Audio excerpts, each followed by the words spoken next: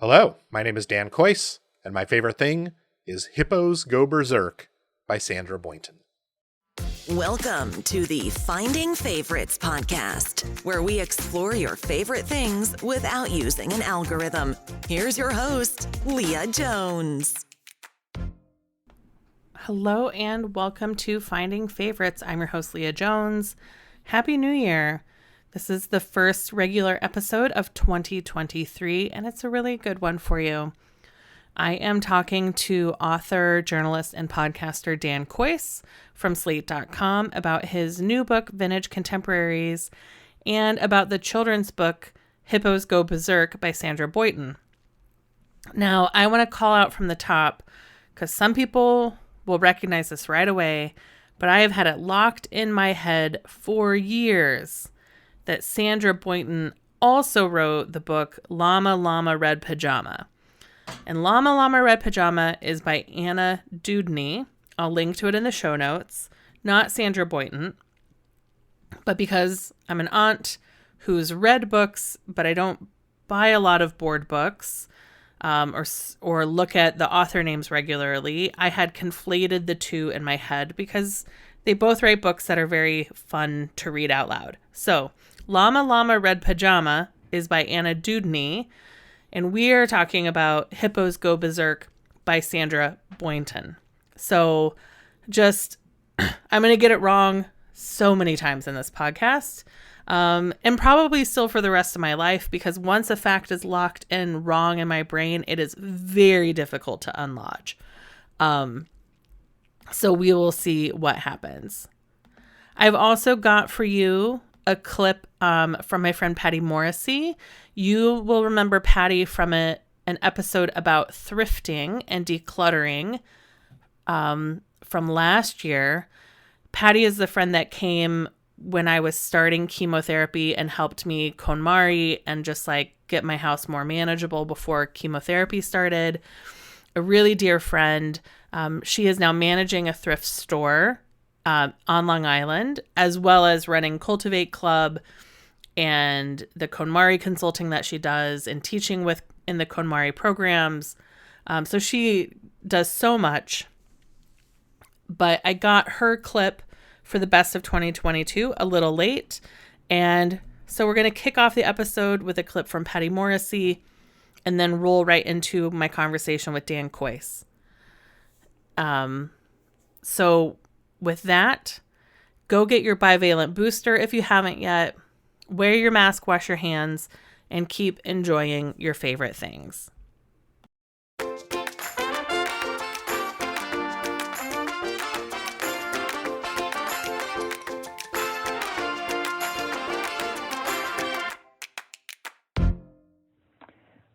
Another one of my favorite things that I did this year was an experiment around eating for pleasure. So I had lost some weight, and eating for me had become kind of clinical, scientific. I would eat pretty much the same thing every day, and there were definitely foods that were on the allowed and not allowed lists. And in order to shake that up and experience more joy in eating, which is important for enjoying life, because we spend a lot of our time and energy preparing for meals, shopping for meals, cooking meals, eating the meal, cleaning up the meal, that maximizing pleasure in eating, I thought, would enhance the quality of my life. So I dedicated 30 days to simply eating for pleasure. I took myself out to solo dates at restaurants.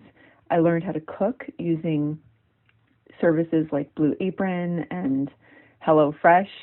And I really did learn how to enjoy eating in a way that wasn't self-destructive.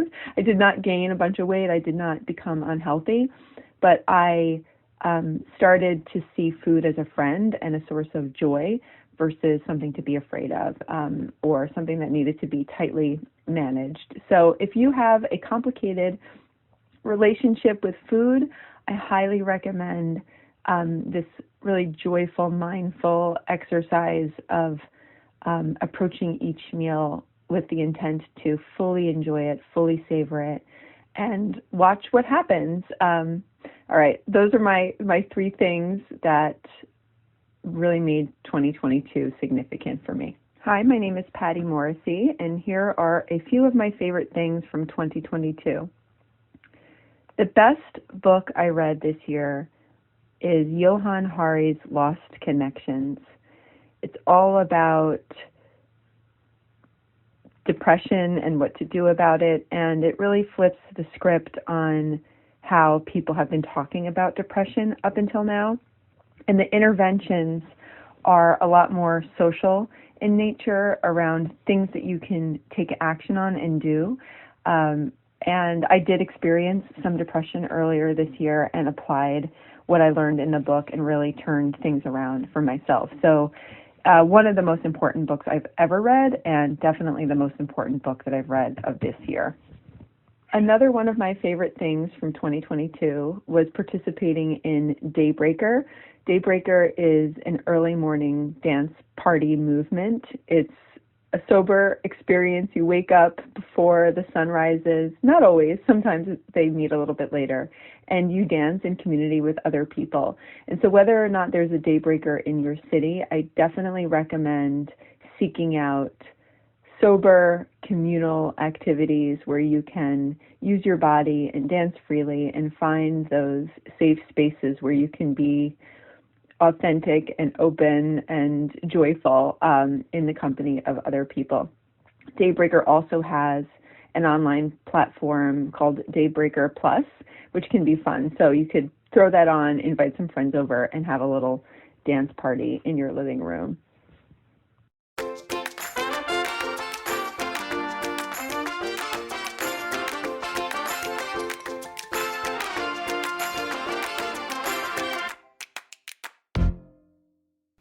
Hello and welcome to Finding Favorites. I'm your host, Leah Jones, and this is the podcast where we learn about people's favorite things and we get recommendations without using an algorithm. This week, kicking off the new year with author and podcaster, journalist Dan Kois. He has a new book called Vintage Contemporaries available on January 17th, which means you can already pre-order it. He is also one of my sister's favorite podcasters and has done a lot of advocacy around parents in rural communities getting access to Narcan and learning how to use it. And so I just wanted to shout that out at the top. Dan, how are you doing this? How are you doing this year? So far, so good. Nothing horrible has happened yet in 2023. Good. I guess there's still time. There's still time. Yeah. But right now we're coasting in on the good vibes of a 60-degree January day. Yeah, it was a very normal day driving home with my windows open yesterday through Illinois after having been negative 50 degrees. Right. So Midwestern whiplash is even better in the era of climate change. Yeah. We had delayed our family Christmas by a week because it was supposed to be, 9 to 19 inches of snow, negative 50, and we got the negative 50.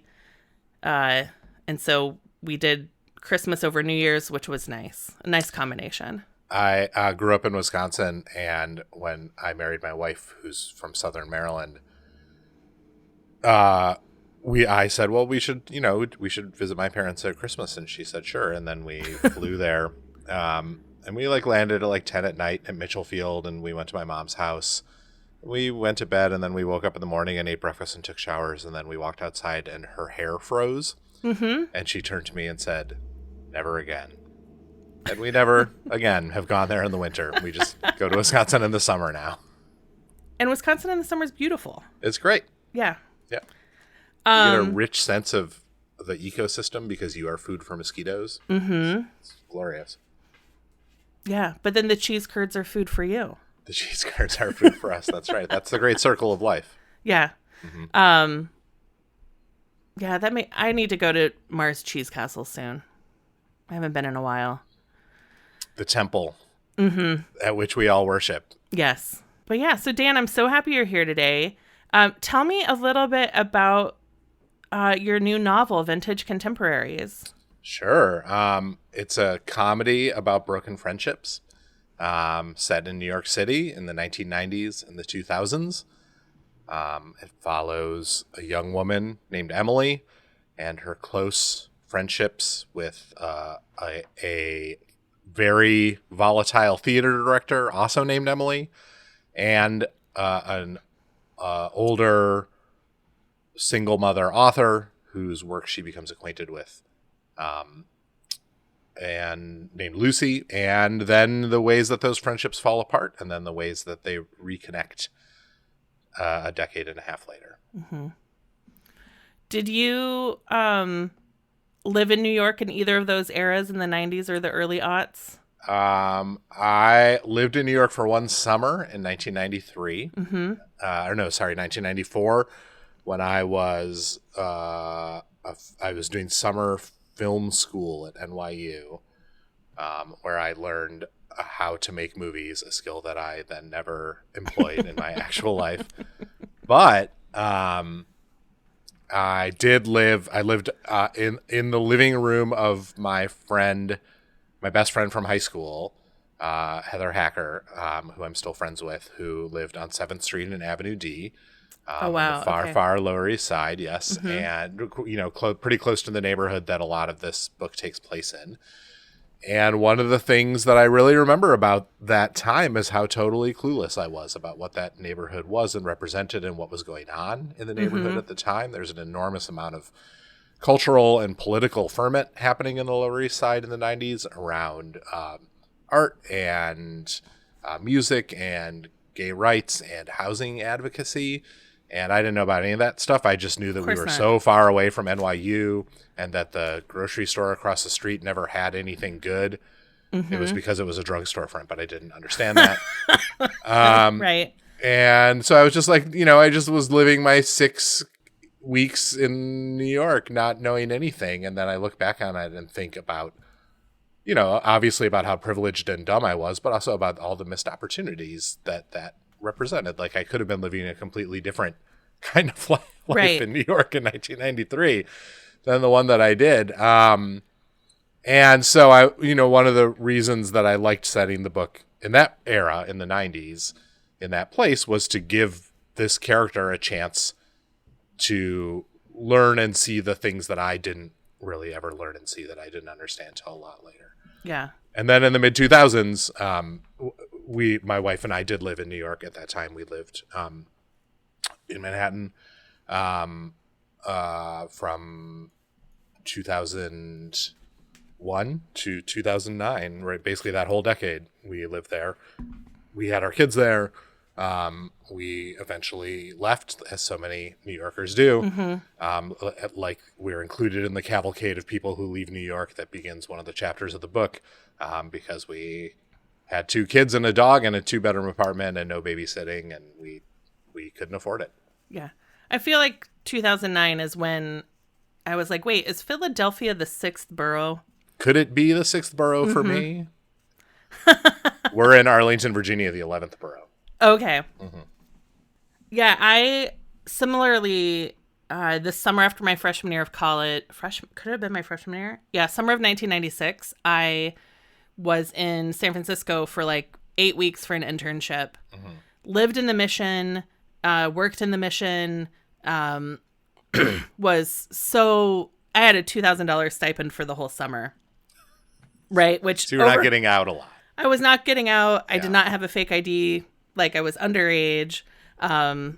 So I just wandered around and ate ramen and like didn't even eat like Mission, didn't even go to like the taquerias and places to eat in the Mission. So I can relate to having a summer in it, and 96 was before San Francisco became just Salesforce Tower. Right. Like San Francisco was still a really interesting city in the 90s. So I can appreciate having a formative college summer somewhere. Where you experience exactly 1% of what the city has to offer. Yeah. The one thing I'm happy looking back that I did do was I was there interning on a cross-country bicycle ride.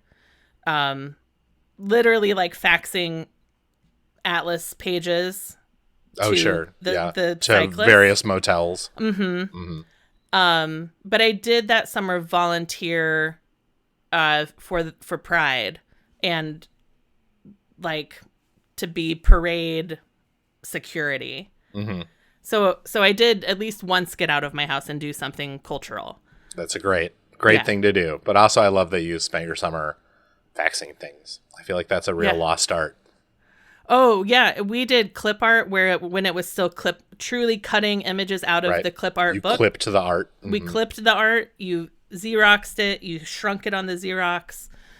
Faxing churches. It was a wild.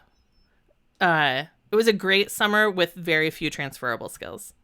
I feel like people today definitely don't understand the power that the fax machine had, like how loud it was and how it would overwhelm a small office whenever a fax came in, and how a lot. I don't know if this happened to you in any offices you ever worked in the 90s, but in my first like sort of real non-retail job, we had just ended up on a number of fax spam lists. Yeah. And so the Every fax morning. machine would ring like 20 to 25 times in sequence. And eventually you would just take it off the hook and leave it off the hook. But you couldn't do that forever, because what if an important fax came in? Yeah.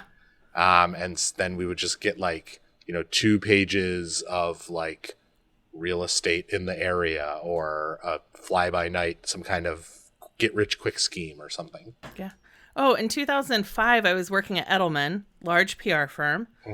And I was an admin at the time, which meant that people on the PR teams would give me their list of fax numbers to fax. In 2005, we were still faxing some press releases. Right.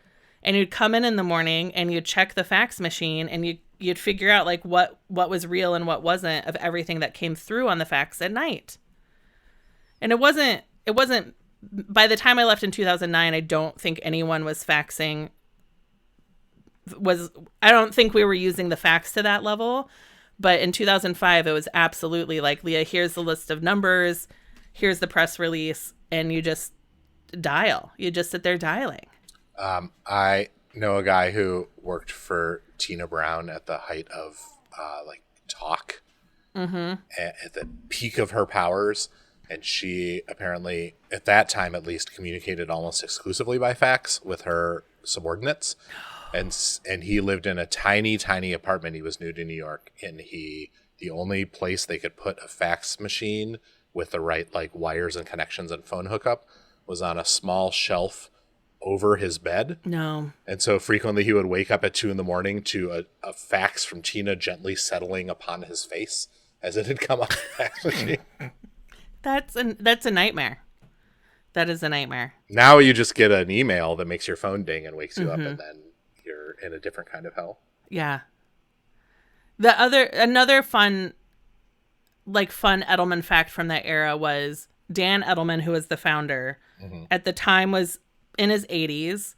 He learned how to use email, sort of. But the coolest thing you could get at Edelman was a Danogram, which was he would have his admins print out emails, and he would write a response and put it in interoffice mail, and you would get a handwritten note from Dan on an email from you. Oh, yeah. I worked with people who that was their only way of responding to. I worked with Yeah. people who for a long time just refused to operate email, but recognized its necessity. So they would handwrite answers on email, and then their assistants would have to send them back. Yeah.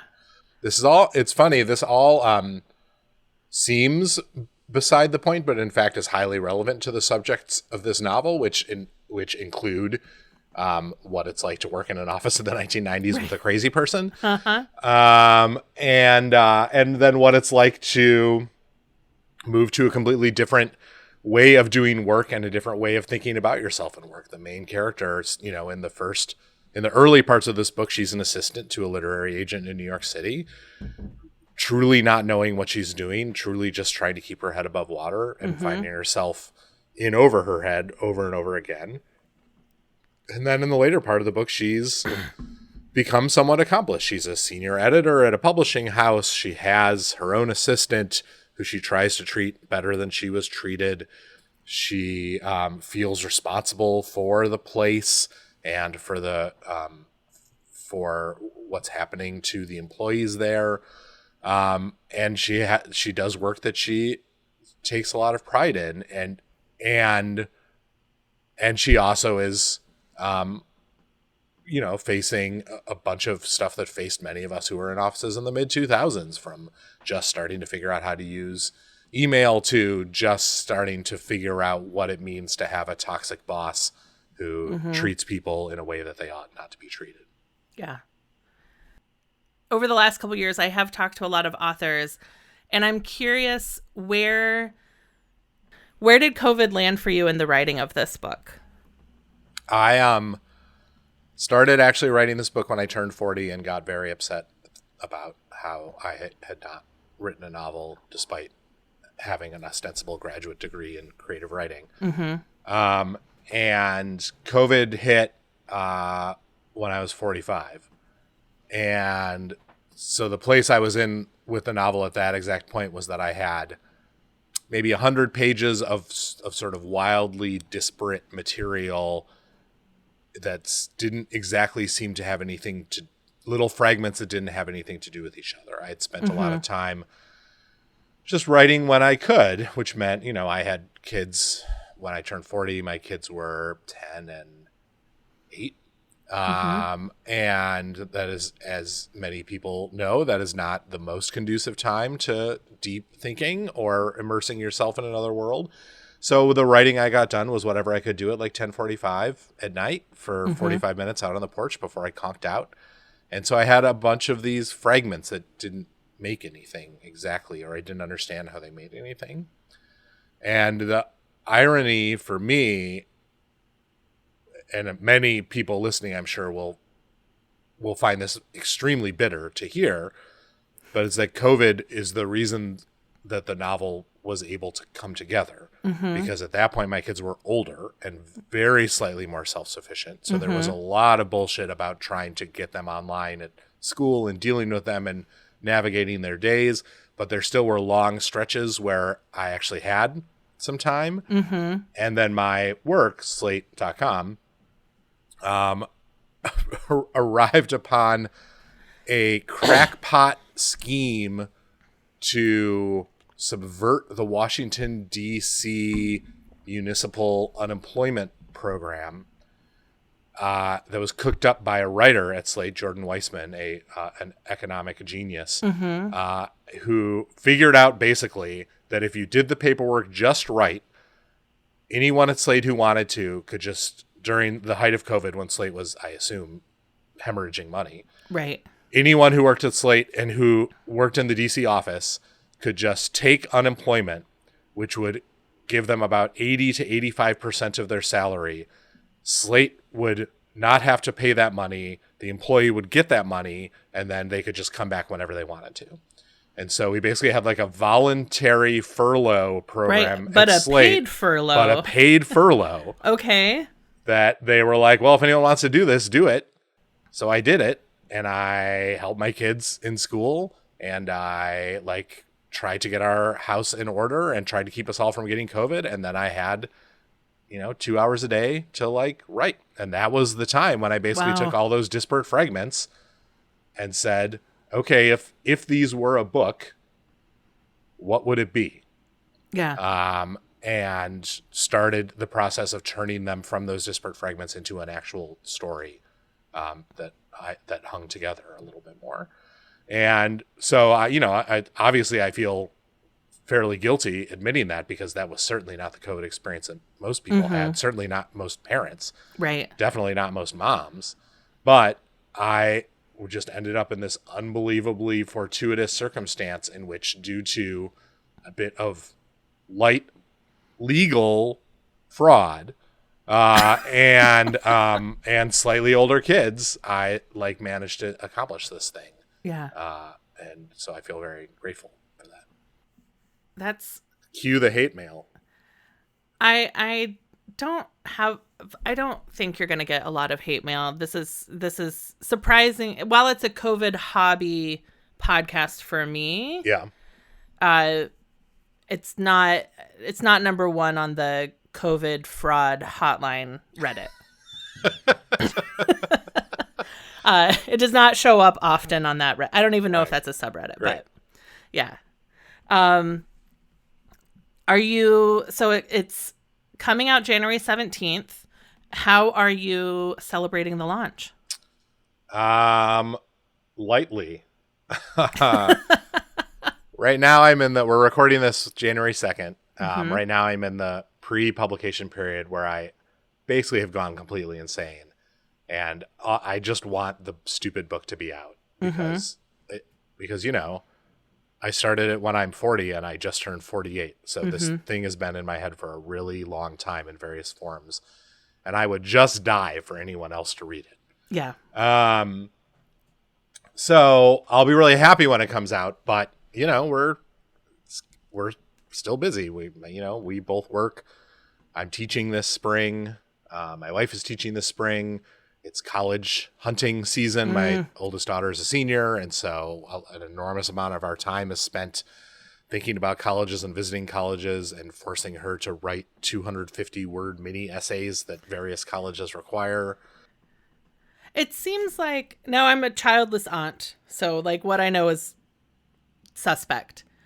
But it seems to me like the glory days of the Common App, which came after we all went to college. Right. But it seems like there was this window in time when it actually was a Common App. And now the colleges are all splintering off again and saying like, well, but also this and also this. Yeah, that seems true. And now, I mean, our window is somewhat narrow in that we really only know anything about the truly enormous number of colleges that our daughter is applying to. That's also a thing now. Everyone applies to like 12 colleges. Right. But because yes, they're not faxing in their applications. Because you don't have to have access to a fax. That's what it is. Well, it's because of the Common App, but yes, there's this illusion of simplicity. And really it's like, well, how hard is it really to write a 250-word piece of bullshit about how the Bates College Honors Program might benefit your life or whatever. And so they just do it. But yes, it does seem like it seems like colleges are just really desperate to differentiate themselves somehow in the applicants' heads, because what really matters to them is the numbers. What matters to them is like they want an enormous percentage of the people they accept to actually go to the school. And so they're marketing all the way through the process. And so for my daughter, it's been a very odd experience of really, this might be like her Gen X awakening. This is her first time of like truly feeling like the object of marketing and revolting against it. Because all these colleges that she has even considered, but especially the ones that she has applied to, are sending her like daily emails about, oh, what about this? What about this? Maybe you'd love this. Here's a cool thing about our school. And they will keep doing that until the second that they reject her. And then it will be like she never existed at all. But like until that moment, she is a hot property, and she's not enjoying feeling like a hot property in the way that I did not enjoy, like Coca-Cola thinking that they understood me at age 24 with their ads of shiny, happy people.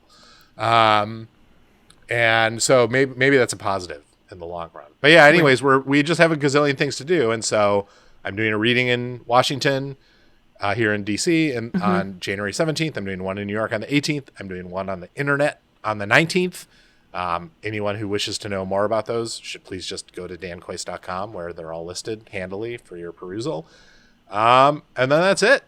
I think that's going to be it. Like, I'm doing some podcasts as with you. Hopefully they will all be as pleasant as this one. I'm writing pieces for various places because that is how you advertise a novel now. No one wants to excerpt your novel. You just have to write a piece for a magazine on a subject that is lightly touched upon in your novel. And then somewhere in the piece casually mention, as in my novel, Vintage Contemporaries, ... Outstanding.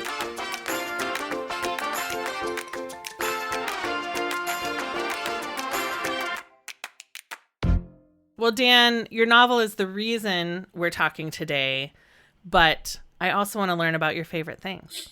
I have many favorite things. Great. As do all the people on your show, I'm sure. Yes. Has there ever been one person who's been like, thank God I only have one favorite thing and no one's ever asked me about it?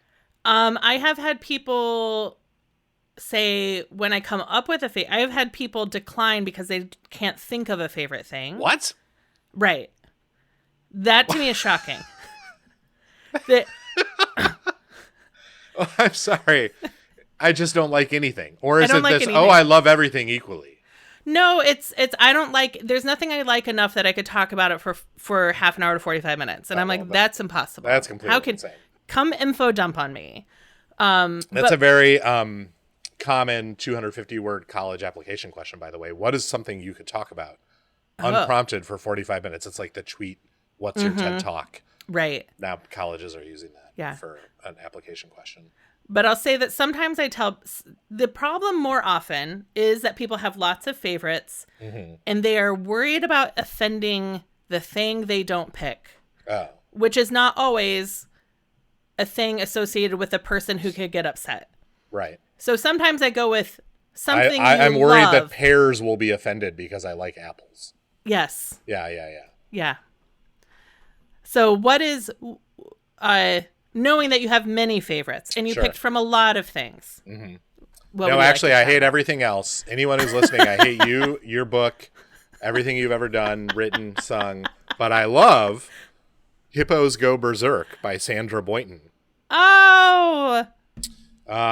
This is a very short board book by the beloved New England fantasist and hippo author Sandra Boynton.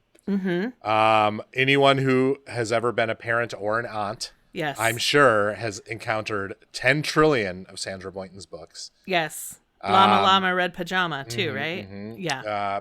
Many classics. This is the one that had the most power in our home when my kids were little.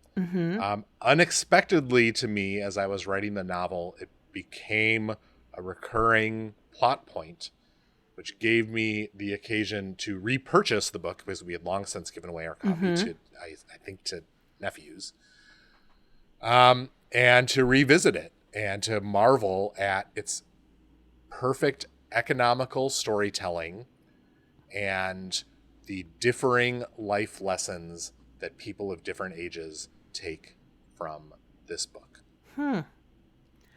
So I'm curious, when's the first time you remember encountering Hippos Go Berserk? It did not exist when I was little. It's copyright 1977, so it barely existed when I was little. By the time I was old enough, by the time it probably reached Wisconsin, I was probably too old for it. So I have no memory. I have little memory of Sandra Boynton books as being part of my childhood. Yeah. Maybe out on the fringes. And I sort of had an ambient sense of her through the 90s. I thought of her in the same way as I thought of like B. Cliben, who drew all those cats that were on Hallmark calendars. I know. Yes, or, I had that cat jigsaw puzzle. Yeah. Or like the lady who drew the old lady with frizzy hair who was grumpy. I sort of thought of Sandra Boynton that way. Like she draws cute things. They're on cards and I guess books and whatnot. They don't have any correspondence with my life. So they are a part of the culture I can just completely ignore. And then we had kids. And then we immediately became desperate for books so that we could read to them. And so I don't think this is the one we were gifted. I think we were gifted a different Sandra Boynton book early in my older daughter's life. But eventually we came around to this one and it just really hit. It became the book that Lyra, my older daughter, wanted to hear every night for several months. So it was, it was a regular in the rotation. And so it's pretty early in my interaction with it, I had it completely memorized. It's not a long book. And so I could and often did read it in my sleep.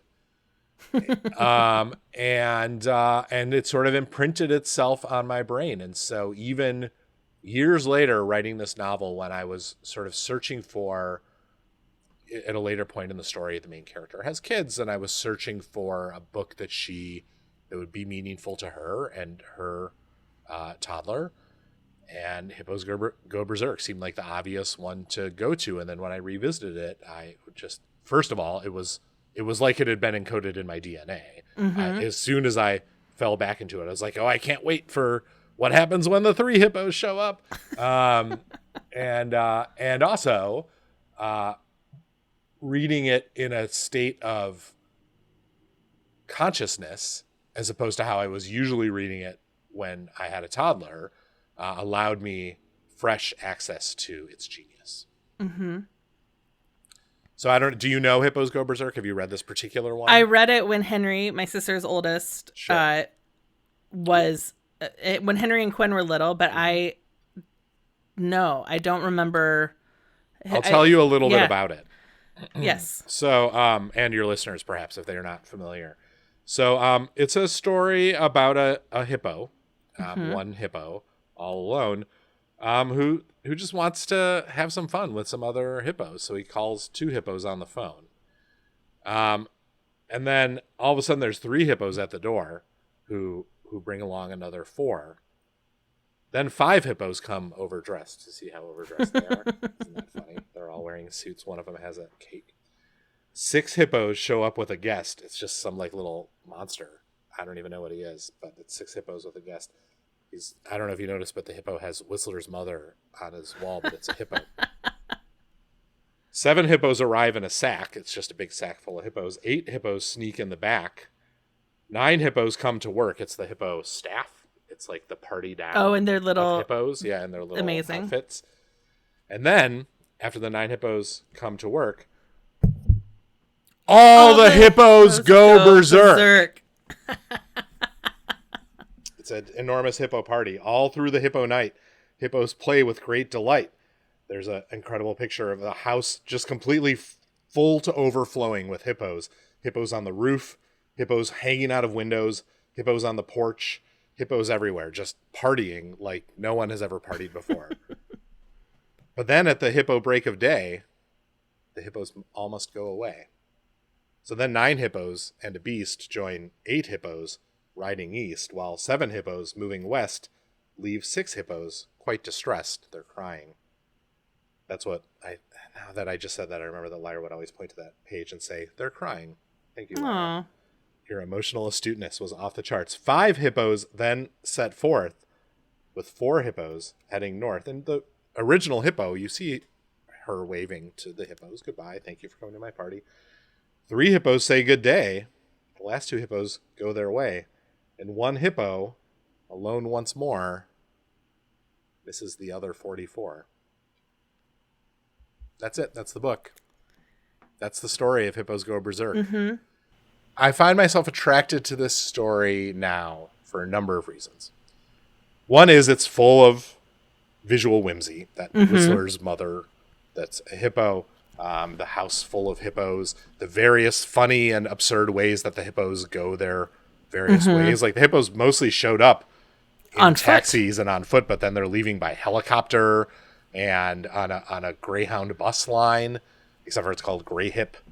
And in a wheelbarrow that one of them got somehow. I feel like a hippo and wheelbarrow actually would be quite heavy and difficult to push. So I love that, and that that made it fun to read. There were always little things to point out and for a child to notice, like how the hippos are crying. But I also like that it is a children's book that is not interested in any way in explaining itself, in making the result of the book feel okay, or in soothing a person who might be upset. Instead, it simply recognizes the loneliness that the hippo feels at the beginning. It recognizes the joy of everyone coming over and how much fun that is and how great it makes you feel. And then it recognizes the sadness of when everyone leaves, and you just wish people were there again. It's not a book for loners. It's if you are a person who posts things on Facebook about how you are an introvert and you live an introvert's life and you have these 7 major characteristics of introverts. This is not necessarily a book you will relate to, but for those of us who thrive on being with people, who want that in our lives, this is a potent emotional map of how it feels when you finally succeed in getting people to do things with you. Mm-hmm. And then they all leave, and you face once again a table and a telephone, and the fact that you miss all 44 other hippos who were just at your house. Yeah. And so I like that about it, but as I was writing about it, I realized that that's not the only way to think about this story. I think in many ways, that's the grown-ups way to think about that story. Mm-hmm. That you think of it in terms of like Aristotelian rising and falling action. All the hippos come, and then there's a climax, and then all the hippos go. Right. It's very neat and compact, and in that way feels like an elegant and simple story. But I don't think that kids necessarily think of it that way, because kids don't experience books as always, at least little kids, at least my little kids, didn't experience books as discrete individual objects. They experienced them as things that they heard every single day over and over and over again, so that the story patterns in them existed as part of a kind of cycle. So to me, Hippos Go Berserk looks like this. It's a single wave that goes up and then goes down. But to my daughter, I think at age 3 or 4, when I was reading it to her, Hippos Go Berserk was a continuous wave of hippos coming and hippos going. Every night, hippos would come and hippos would go, and you knew at the bottom of the trough that tomorrow the hippos would come again. Yeah. And then the hippos would go again. And it feels instead a little bit like life, like the way that life just keeps repeating. And when you're a 3 or 4-year-old, the rituals of every day mean a lot to you, and you depend on them. And one of those rituals is that hippos come and then hippos go. That's just the way things are. And it's not really worth making that big of a deal about it. That's much more than I ever thought about the book. Certainly when I was reading it to a 3-year-old, I didn't think about it that much. Because when I think about it as an adult looking at it, because I would say I am an introvert, but a couple times a year I throw a huge party. Right. I have a Hanukkah party that is massive. My last time was last year. The weather, and I think we were between Delta and Omicron, right? We were in this dip. And I borrowed a fire pit, so I had 2 fire pits in my backyard. So it was an outdoor Hanukkah party, backyard party. It was like 30 or 40 degrees, so it was chilly, but the fires did their job. And I as a host love the feeling of the house filling up with people. And then there's that true loneliness when everybody leaves. Yeah. So it makes me think of that, of what it feels like to host parties. And it's something I really miss. I didn't have it this year. It did not feel safe to have. 1, it was too cold. 2, it was Christmas, was the Saturday of Hanukkah. So that didn't really work. 3, everyone was sick. Everyone was sick. Every single person in America was sick. Yes. Yeah. But it also makes me think of every house party scene from a teenage comedy. Yeah. Right?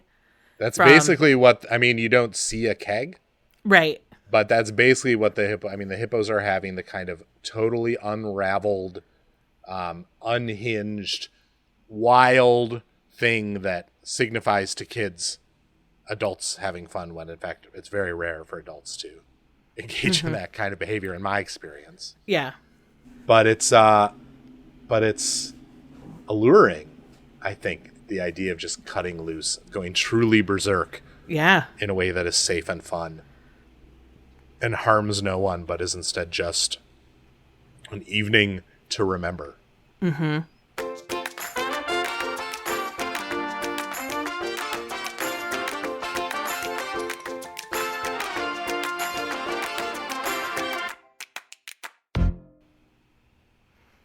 Sandra Boynton is, I find her an interesting character, and I had high hopes of at some point writing a profile of her, but then it turned out a great profile of her had already been written not too long ago.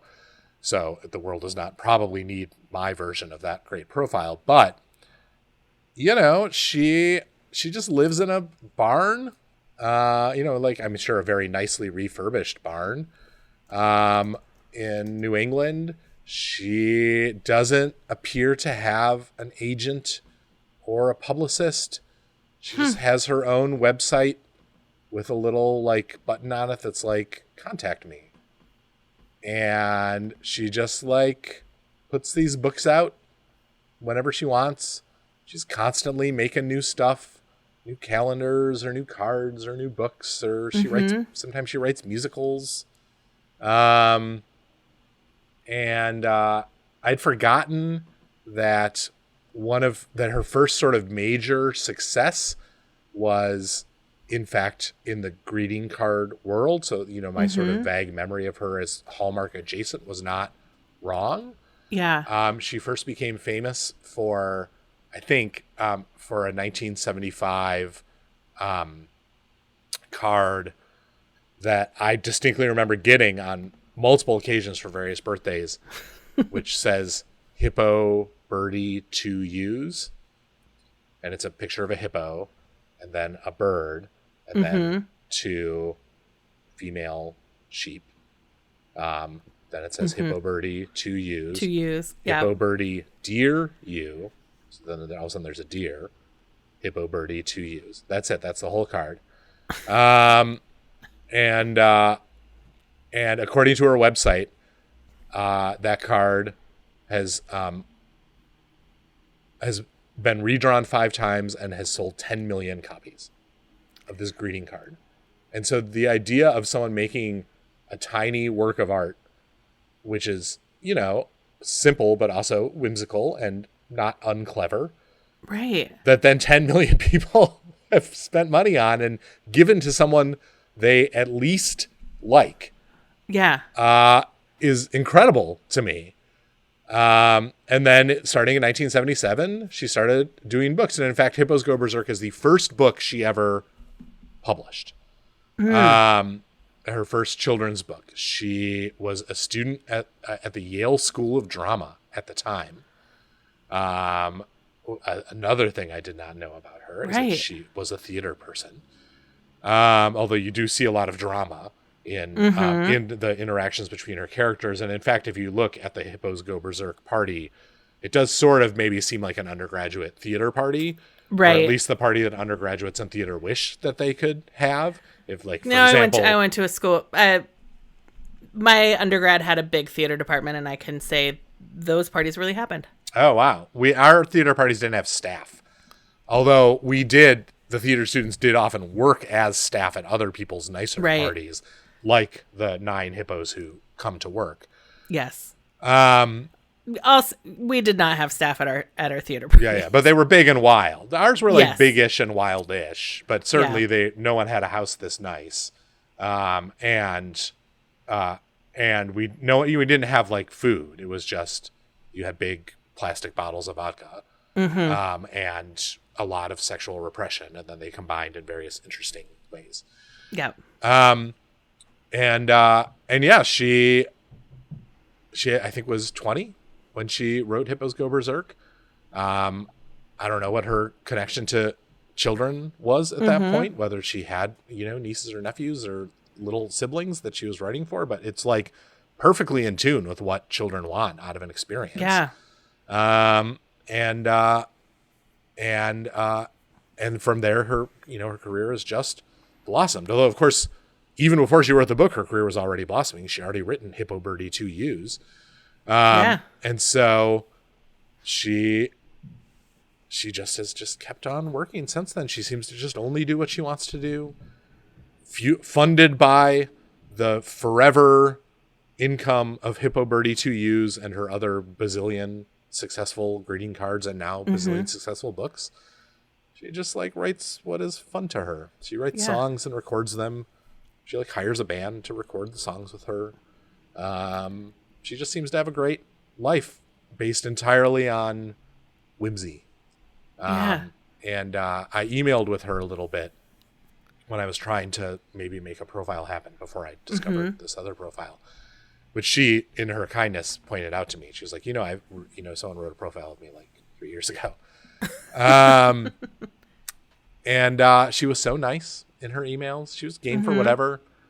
I was like, could I come up and hang out with you in your barn for a couple days? And she was like, sure, no problem. And it seems like the perfect, exact right level of fame in a way where you're insanely rich, presumably. She must be. Right. But hardly anyone knows what you look like. Yeah. And the only people who are really obsessed with you are too young to have driver's licenses. So they probably can't hassle you that much. Right. Being a hero to kids seems truly ideal. Because even A if one of hero to them kids, does that's find you. not a TV Right. hero, right? Right, Yeah. exactly. And even if a kid does encounter you, all you're going to experience is like 5 minutes of wholehearted love. Not any kind of creepy or angry or rage-filled, adult style star encounter. Yeah. Maybe some Anyway. clarifying questions about, do the hippos live in your barn with you? What about the llamas? What animals have you met in real life? There might be, I could see some of those line of questioning. Right, but I bet she's got answers. I bet she's ready. I'm sure. She's ready Yeah. for all of those. Right, do you own a blue hat and a green hat? But yeah, I just think it seems like an impossible to attain, but nevertheless admirable kind of artistic life, in which you follow your own particular muse, and it just so happens that a particular segment of the population finds it irresistible. Yeah. And then also you can write things that, despite their apparent simplicity, contain within them, to a person who is interested enough, deep wells of surprise and interest, so that when I, for example, revisited this book 15 years after reading it to my kids, it had not only the nostalgic, sentimental appeal, the appeal that all those books from that era have to all of us, who once were dealing with kids on a regular basis, whether we are parents or aunts or uncles or babysitters or whoever, but also a very specific set of meanings that are fun to tease out. And it seems like there are a lot of hidden depths in her works. And maybe I'm just the kind of person who loves finding hidden depths in all simple works and overreading anything that's put in front of me. But luckily I wrote a novel about people who also enjoy overreading anything that's put in front of them. So it gave me a lot of grist for the mill. But it is, I never would have thought about how it doesn't end with a postscript about, don't worry, the hippos cleaning came the back. house. No, I was thinking like about cleaning up after the party, yeah. about they broke things, but your parents won't be mad at you. Because, we read a lot of like Berenstain Bears when we were kids. They were front and center, and those always had a moral. There was always like Consequences. And it had never occurred to me that this is not, her books are not books about consequences or morals big at all. Morals at all, right? Right. They might accidentally teach something. Like this book is theoretically a counting book. So it teaches kids 1 to 9 and then 9 back to 1, I guess. Yeah. And then she does clarify at the end, it was 44 total. It was 44. So there's some you can- addition there Yep. if you wish to invest at a deeper level. But no, yes, there's nothing interrogating these feelings. There's nothing about the ramifications of these actions. There's nothing even really about politeness. Like, there's not a scene where all the hippos thank her for the nice party that she threw, or where she thanks her guests for attending.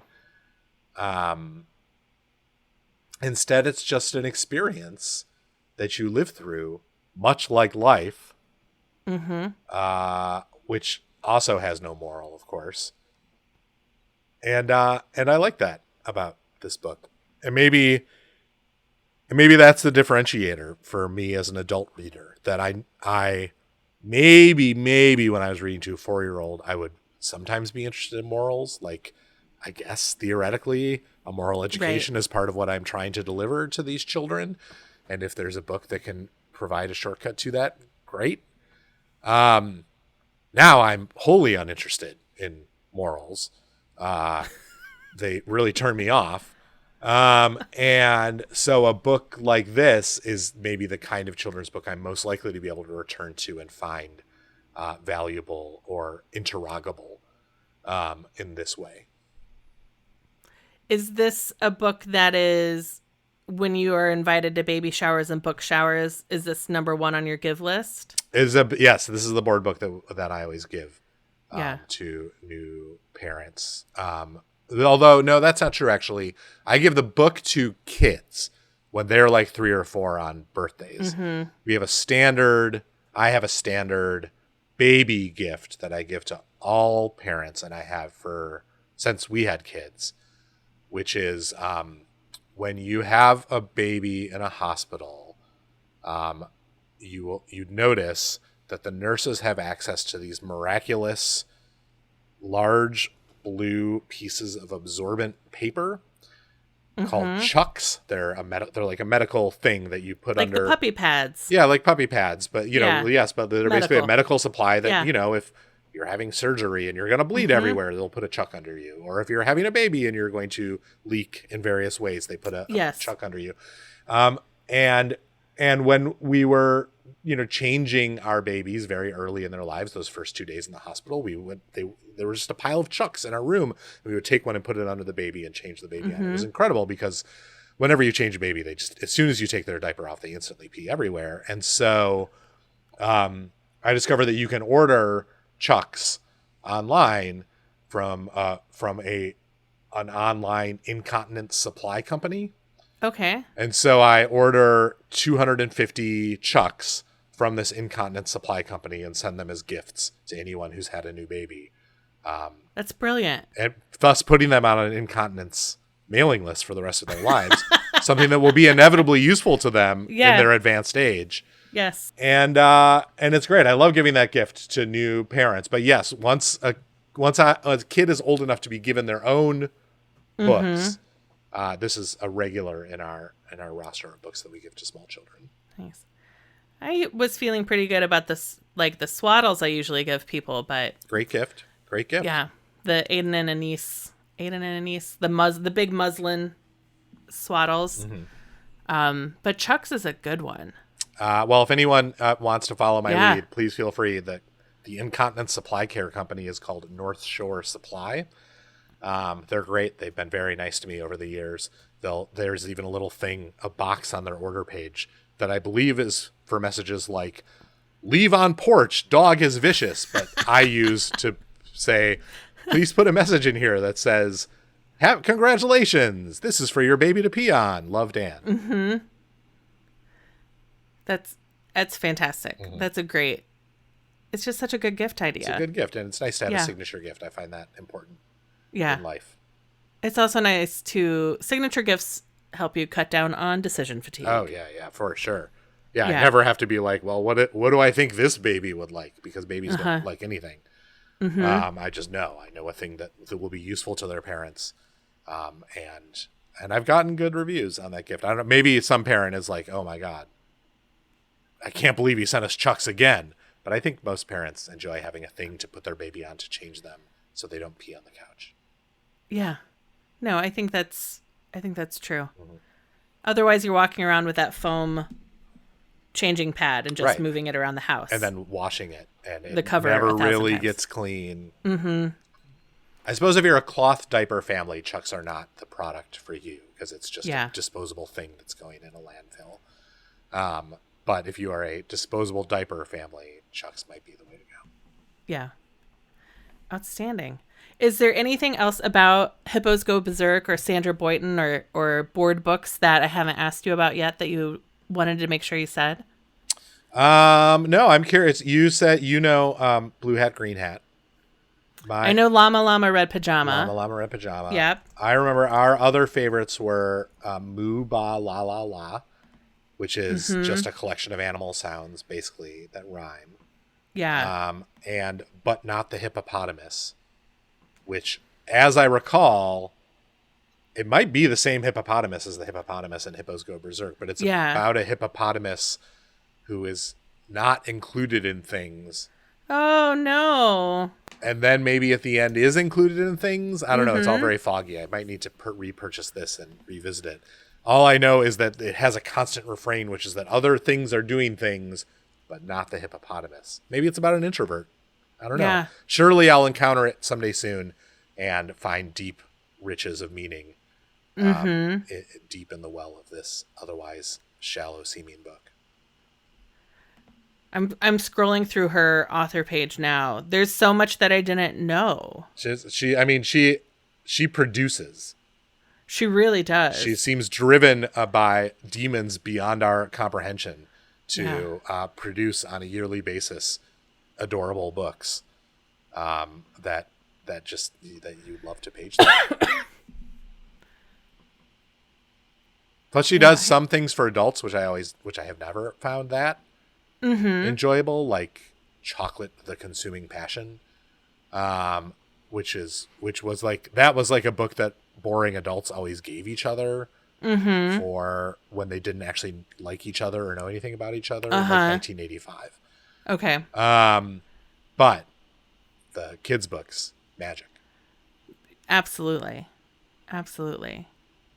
She's got a bunch of calendars. It's interesting that it's never been animated. Like to my knowledge, which is limited. I've never seen one. Maybe something's living on YouTube. But yeah, you could make a great 2.5-minute movie out of Hippos Go Berserk.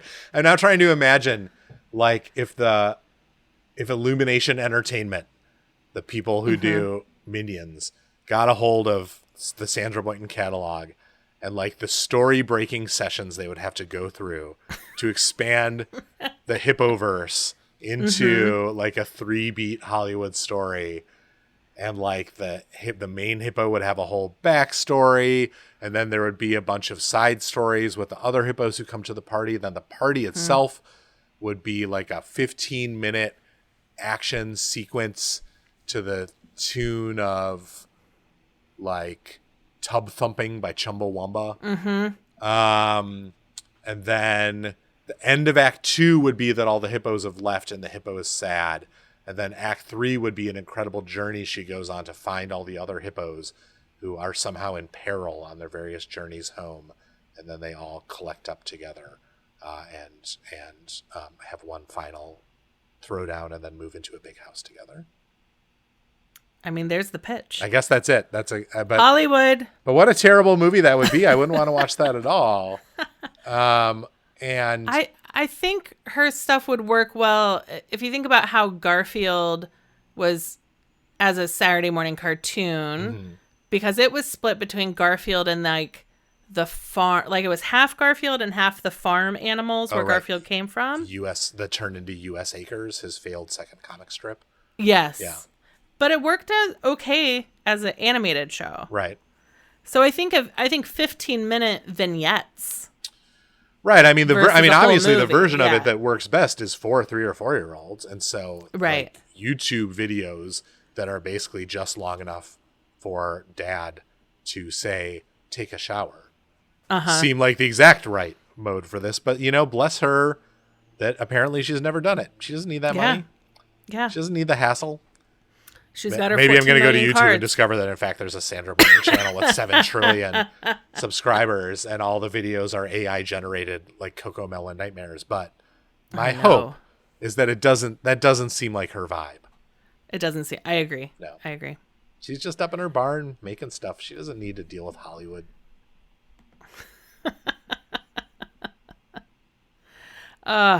Wonderful. Well, Dan, thank you so much for kicking off the year with me. Thanks. It was a great pleasure. Vintage Contemporaries. People can pre-order it now. I'll put the link to bookshop.org, and it's available January 17th. Go to dancoyce.com to look for the virtual event or the DC or New York event if you happen to be in those places. And thank you for mentioning Bookshop. Yes, please. If you order it from there or from your local indie. If you have an indie that you love, there's also a link on the website to order signed copies from my local indie here in Arlington, Virginia. If for some reason my totally horrible signature is of interest to you, but I will happily personalize it with any obscene message you want. And also, if you're interested in reading it, you can and should request it from your local library, which depends frequently on readers like you telling them what you want to read in order to order those books. And I would love for this book to live in libraries all over the place. Mm-hmm. Do you have plans for an audiobook? There is an audiobook. Outstanding. It is, I read my previous audiobook, which was a memoir, so it made sense for me to read it. Mm-hmm. This book is from the perspective of a number of women, so it did not make sense for me to read it. But I have a wonderful reader who did a great job based only on her own natural talent and experience, and the one note I gave her beforehand, which was, none of these characters really get that upset about anything. So, like, don't go overwrought. So she kept a very dry humor throughout the whole thing, which delighted me. Nice. Where can people find you on the internet? I'm on slate.com, my magazine home for 11 years now, where I write and edit all the time. And I'm on Twitter at Dan Coyce, and I'm at dancoyce.com. Outstanding. Well, Dan, thank you so much. Thank you, Leah. This was fun. Thank you for listening to Finding Favorites with Leah Jones. Please make sure to subscribe and drop us a 5-star review on iTunes. Now, go out and enjoy your favorite things.